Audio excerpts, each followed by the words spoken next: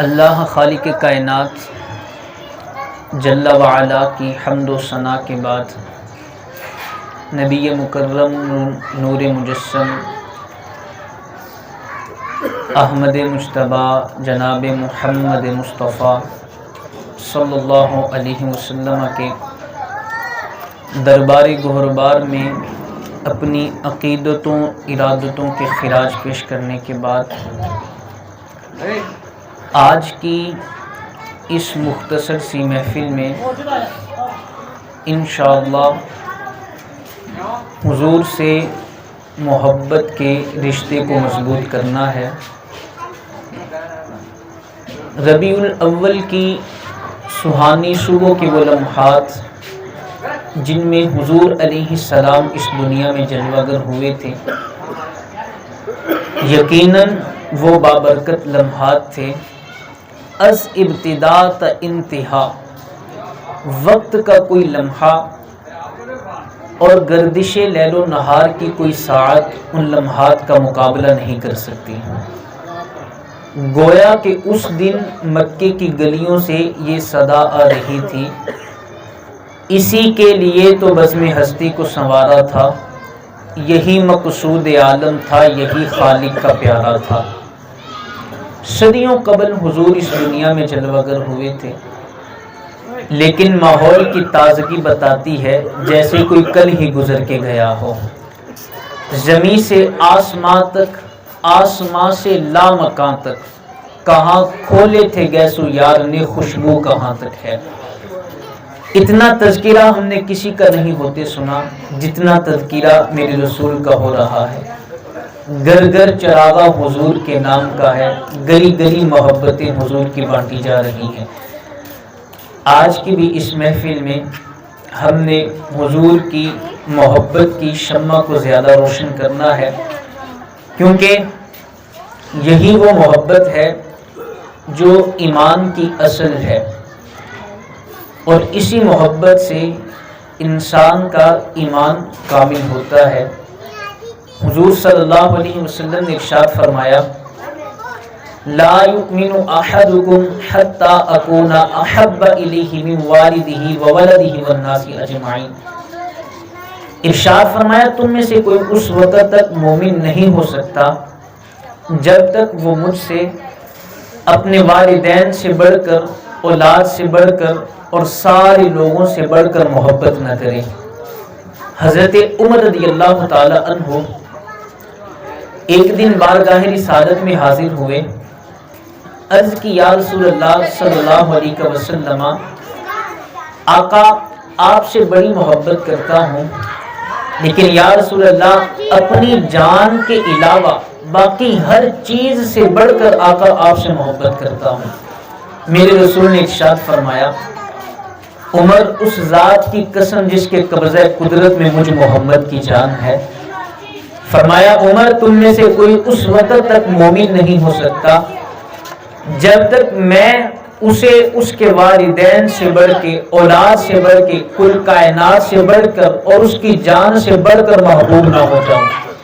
حضرت عمر نے عرض کی آقا اس ذات کی قسم جس نے آپ پہ کتاب نازل کی، آقا ایک لمحہ پہلے تو میں اپنی جان سے زیادہ محبت کرتا تھا، لیکن اب وہ گھڑی ہے کہ اب آقا میں اپنی جان سے بڑھ کے آپ سے محبت کرتا ہوں۔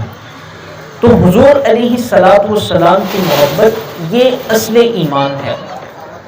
محمد کی محبت دین حق کی شرط اول ہے، اسی میں ہو اگر خامی تو سب کچھ نامکمل ہے۔ محمد کی محبت ہے سند آزاد ہونے کی، خدا کے دامن توحید میں آباد ہونے کی۔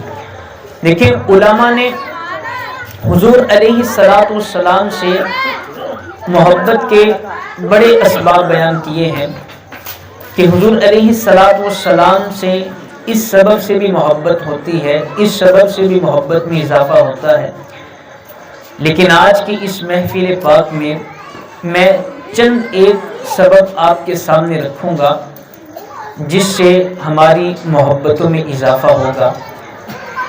حضور علیہ السلام کا چرچا میرے رسول علیہ السلام کا تذکرہ بہت تھا. بچوں کو ذرا کنٹرول کریں، محفل پوری ڈسٹرب ہو رہی ہے. احباب توجہ فرمائیں. حضور علیہ السلام آپ کا تذکرہ، آپ کا چرچا، یہ وہ سبب ہے جو دلوں میں محبت کی شمع کو اور زیادہ روشن کر دیتا ہے. حضور صلی اللہ علیہ وآلہ وسلم آپ کا تذکرہ اور آپ کا چرچا کس قدر زیادہ ہے کہ حضرت آدم علیہ السلام جب جنت سے زمین پہ تشریف لائے تو 200 سال تک روتے رہے، اللہ سے معافی طلب کرتے رہے. ایک دن روتے روتے عرض کی مالک مجھے محمد کے صدقے سے معاف فرما. اللہ تبارک و تعالیٰ نے پوچھا اے آدم محمد کون ہے؟ حالانکہ اللہ سارا کچھ جانتا ہے، پھر بھی فرمایا اے آدم محمد کون ہے؟ تو حضرت آدم علیہ السلام نے عرض کی مالک جب مجھ میں روح پھونکی گئی تھی اور میری آنکھ کھلی تھی، سب سے پہلے میری نظر عرش کے اس پائے پہ پڑی تھی جس پائے پر محمد عربی کا نام لکھا تھا. تو میں سمجھ گیا جس کا نام اتنا عظمتوں والا ہے وہ خود کتنا عظمتوں والا ہوگا، جس کا نام اتنا سونا ہے وہ خود کتنا سونا ہوگا. ایکو ختم. جس کا نام اتنا سونا ہے وہ خود کتنا سونا ہوگا. پیر مہر علی شاہ صاحب نے فرمایا تھا نا، اس صورت نو میں جان آکھاں کے جانے جہان آکھاں، سچ آکھاں تے رب دی میں شان آکھاں، جس شان تو شانہ سب دنیا. تو اللہ تبارک و تعالیٰ نے فرمایا کہ اے آدم اگر میں محمد کو پیدا نہ کرتا تو تجھے بھی پیدا نہ کرتا. تو اللہ تبارک و تعالیٰ نے کل کائنات اپنے نبی کے صدقے سے بنائی ہے جہاں میں جن کی چمک دمک ہے، چمن میں جن کی چہل پہل، وہی ایک مدینے کا چاند ہے، سب انہی کے دم سے بہار ہے.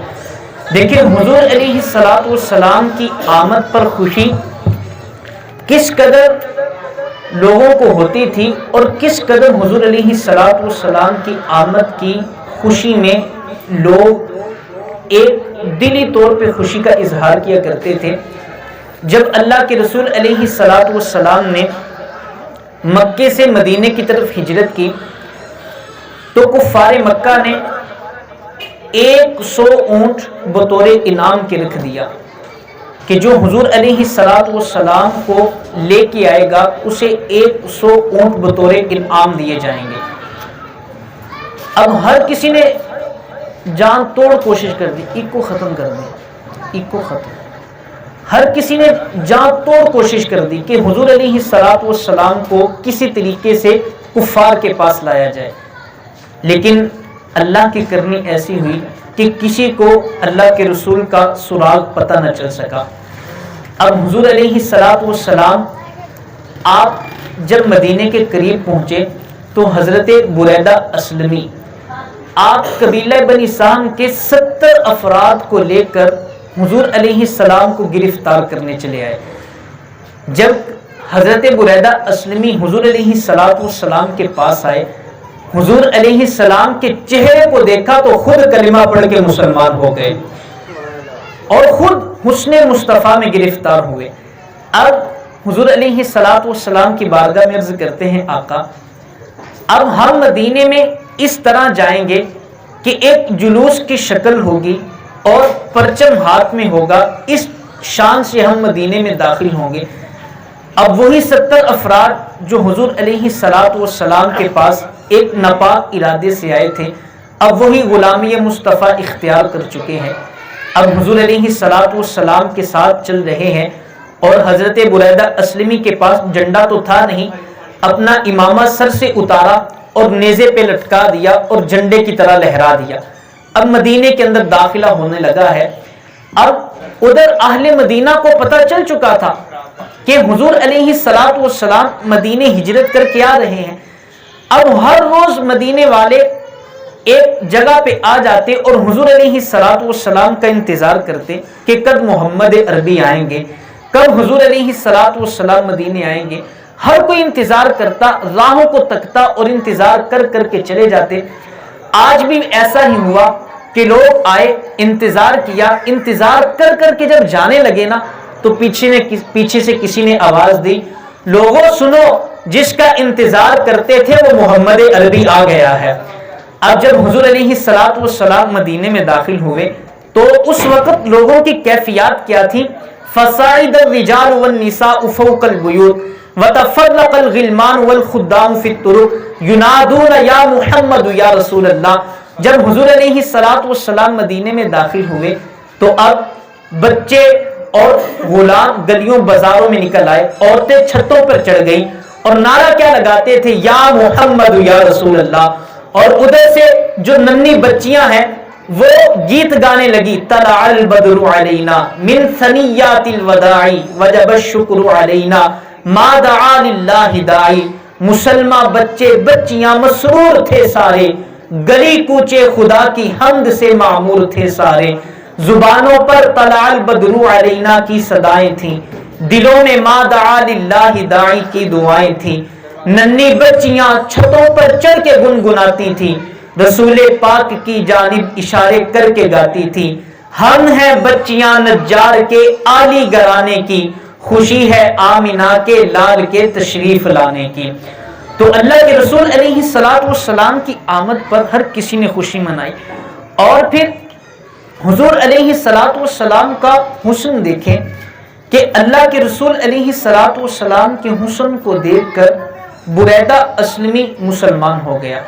اللہ نے کس قدر اپنے نبی کو حسن عطا فرمایا ہے۔ میں اس محبت کے سفر میں سرکار کے حسن کو ضرور ایڈ کرنا چاہوں گا۔ اللہ کے رسول علیہ السلام کا حسن وہ چیز ہے جو دلوں میں محبت مصطفیٰ کو موجزن کر دیتا ہے۔ سرکار کی محبت بہت زیادہ بڑھ جاتی ہے جب سرکار کے حسن کو سنا جاتا ہے۔ حضور علیہ السلام کا حسن کیسا ہے؟ توجہ طلب کہ اللہ کے رسول علیہ السلام آپ کس قدر حسین تھے، آپ کتنے سونے تھے۔ صحابہ کرام علیہم رضوان نے حضور علیہ السلام کے حسن کو بیان کیا۔ اب دیکھیں، سب سے پہلے نا ایک بات سمجھیں، میری طرف توجہ کریں۔ اب مثال کے طور پہ میں کوئی چیز دیکھ کے آیا ہوں اور میں آپ کو بتانا چاہتا ہوں کہ وہ چیز بڑی سونی ہے، آپ نے وہ چیز دیکھی نہیں تو میں کیسے سمجھاؤں گا؟ میں پھر کہوں گا یار فلاں چیز دیکھی ہے، ہاں آپ کہیں گے دیکھی، بس سمجھنے اس جیسی ہے، ایسی سمجھ اچھی طرح آ جائے گی۔ اب صحابہ نے حضور کے حسن کو کیسے بیان کیا؟ صحابہ نے تو دیکھا سرکار کو، ہم نے سرکار کو دیکھا نہیں۔ اب صحابہ نے حضور کے حسن کو بیان کیا، لوگوں چاند کو دیکھا ہے؟ جی صحابہ چاند کو دیکھا ہے۔ سورج کو دیکھا ہے؟ جی سورج کو دیکھا ہے۔ تو صحابہ کہتے ہیں پھر سمجھ لو سرکار چاند سے بھی سونے تھے، سورج سے بھی زیادہ سونے تھے۔ حضرت برہ بن عازب رضی اللہ تعالی عنہ فرماتے ہیں کان رسول اللہ صلی اللہ علیہ وسلم احسن الناس وجہا۔ حضرت برہ بن عازب کہتے ہیں کہ سرکار تمام لوگوں میں سب سے بڑھ کے سونے تھے۔ اور حضرت علی المرتضیٰ فرماتے ہیں لم ارا قبلہ ولا بعدہ مثلا، نہ سرکار جیسا پہلے دیکھا نہ بعد میں دیکھا، سرکار جیسا ہوتا بھی کب؟ حضرت جبریل امین علیہ السلام آپ بیان کرتے ہیں کہ میں نے مشرق و مغرب کے اندر کائنات پوری کے اندر دیکھا ہے لیکن سرکار جیسا سونا کہیں نظر آیا ہی نہیں ہے۔ اللہ کے رسول علیہ السلام کس قدر سونے ہیں۔ حضرت جابر بن سمرہ رضی اللہ تعالی عنہ آپ نے بھی حضور علیہ السلام کے حسن کو بیان کیا۔ حضرت جابر بن سمرہ رضی اللہ تعالی عنہ فرماتے ہیں، بس چند منٹ کی گفتگو ہے، توجہ سے سنیے گا۔ حضرت جابر بن سمرہ رضی اللہ تعالی عنہ آپ نے حضور کے حسن کو نا بڑے دل نشین انداز میں بیان کیا۔ حضرت جابر بن سمرہ کہتے ہیں ایک دن رات کو چاند کی چاندنی میں میں باہر نکلا تو مسجد نبوی کے اندر حضور علیہ السلام ایک چادر پہن کے بیٹھے ہیں۔ تو حضور علیہ السلام کا چہرہ 14ویں رات کے چاند کی طرح چمک رہا ہے، اوپر سے 14ویں رات کا چاند بھی چمک رہا ہے۔ اب حضرت جابر کہتے ہیں کہ میں ایک نظر سرکار کے چہرے کو دیکھتا ہوں، ایک نظر اس چاند کو دیکھتا ہوں کہ آخر سونا کون ہے۔ چاند زیادہ سونا ہے یا میرے سرکار کا چہرہ زیادہ سونا ہے؟ حضرت جابر کہتے میں دیکھتا رہا، کبھی سرکار کے چہرے کو دیکھتا ہوں، کبھی چاند کو دیکھتا ہوں۔ ایک وہ چاند ہے جو کل کائنات کو روشن کرتا ہے، اور ایک آمنہ کا لال ہے کہ جس سے کائنات وہ چاند بھی روشنی کی خیرات لیتا ہے اور کل کائنات کے دلوں کو میرے سرکار کا چہرہ روشن کرتا ہے۔ اب حضرت جابر بن سمرہ رضی اللہ تعالیٰ عنہ کبھی آمنہ کے لال کی طرف دیکھتے ہیں اور کبھی چاند کی طرف دیکھتے ہیں، تو پھر فیصلہ کیا ہوا؟ فَإِذَا هُوَ عِنْدِي أَحْسَنُ مِنَ الْقَمَرِ، تو حضرت جابر کہتے ہیں فیصلہ میں نے یہ کیا کہ چند ناروں میرے سرکار سونے نے۔ اور حضرت جابر بن سمرہ رضی اللہ تعالیٰ عنہ، آپ سے کسی نے پوچھا نا کہ اے جابر یہ بتائیں کہ سرکار علیہ الصلوۃ والسلام کا چہرہ کیسے چمکتا تھا؟ تو حضرت جابر بن سمرہ رضی اللہ تعالیٰ عنہ آپ نے فرمایا کہ حضور علیہ الصلوۃ والسلام کا چہرہ چمکتا تو تھا، بل مثل الشمس والقمر، فرمایا ایسے چمکتا تھا جیسے سورج اور چاند چمکتے ہیں۔ اور حضرت ابو ہریرہ رضی اللہ تعالیٰ عنہ آپ فرماتے ہیں کأن الشمس تجری فی وجہہ، سرکار کا چہرہ اتنا سونا تھا ایسے لگتا جیسے سورج سرکار کے چہرے میں چل رہا ہے۔ اور پھر حضرت عمار بن یاسر رضی اللہ تعالیٰ عنہ آپ کے پوتے نے حضرت ربیع بنت معوذ سے پوچھا کہ مجھے سرکار کے حسن کے بارے میں بیان کریں، تو انہوں نے کہا یا بنی لو رأیتہ رأیت الشمس طالیۃ، فرمایا اے بیٹے اگر تو سرکار کو دیکھتے نا تو سرکار کو ایسے دیکھتے جیسے چٹے دن کا سورج چمک رہا ہے۔ سرکار اتنے سونے تھے، چہرے پہ قرباں شمس و قمر، زلفوں پہ تصدق شام و سحر، رخساروں پہ ٹھہرے کس کی نظر، تیرے منہ کی جلا کا کیا کہنا۔ ام المؤمنین سیدہ عائشہ صدیقہ رضی اللہ تعالی عنہا، آپ نے بھی حضور علیہ الصلوۃ والسلام کے حسن کا تذکرہ کیا ہے۔ ام المؤمنین سیدہ عائشہ فرماتی ہے کہ ایک رات میں کچھ سی رہی تھی چراغ کی روشنی میں کہ اچانک چراغ بھی بجھ جاتا ہے اور سوئی بھی گر جاتی ہے۔ فرماتی ہے اب اندھیرا اتنا ہے کہ سوئی ڈھونڈتی ہوں ملتی نہیں۔ اب اچانک حضور علیہ الصلوۃ والسلام گھر میں داخل ہوئے۔ فرماتی ہیں حضور علیہ الصلوۃ والسلام کے چہرے سے اتنی روشنی نکلی میں نے سرکار کے چہرے کی روشنی سے اپنی سوئی کو ڈھونڈ لیا۔ اور حضرت حسان بن ثابت کیا فرماتے ہیں متا یبدا فی اللیل البہیم جبینہ بلج مثل مصباح الدجى المتوکل، فرمایا جب سرکار کی پیشانی اندھیرے میں چمکتی ہے تو وہ ایسے چمکتی ہے جیسے اندھیرے میں روشن چراغ چمکتا ہے۔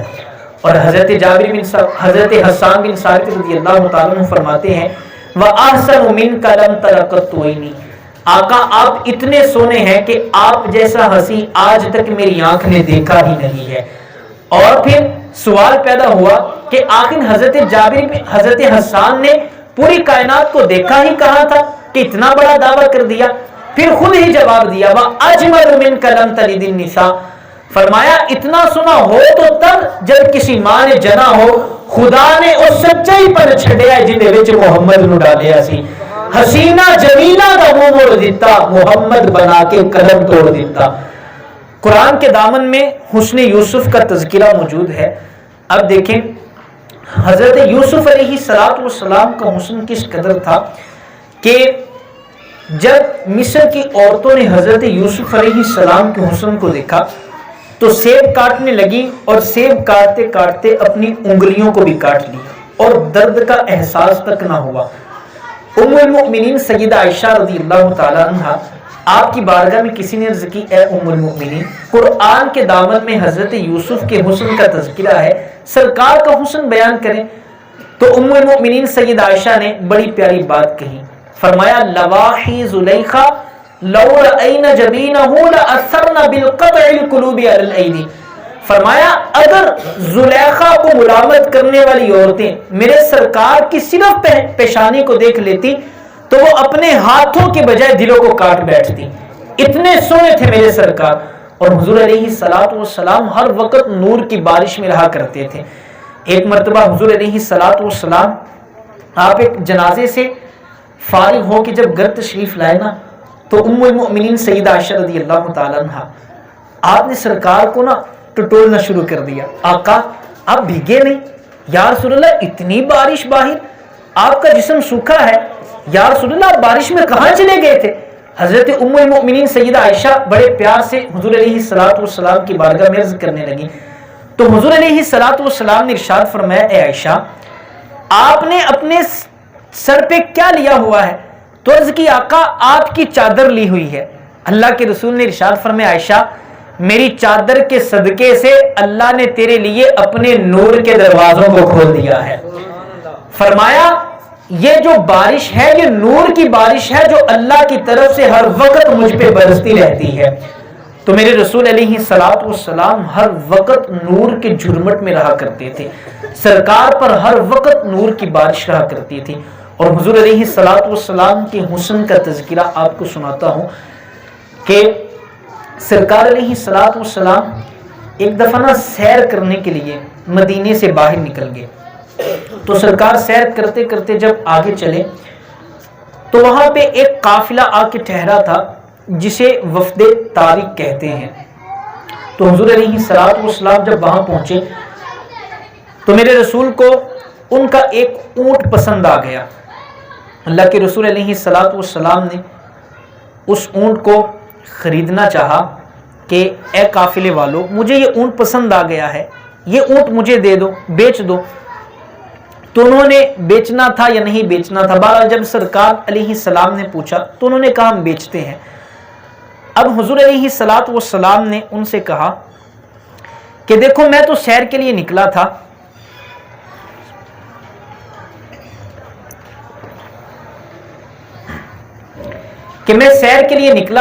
رقم تو ساتھ لے کے نہیں آیا، ہاں ایسا کرو اونٹ مجھے دے دو، میں لے جاتا ہوں اور واپسی پر تمہیں پیسے بھجوا دیتا ہوں۔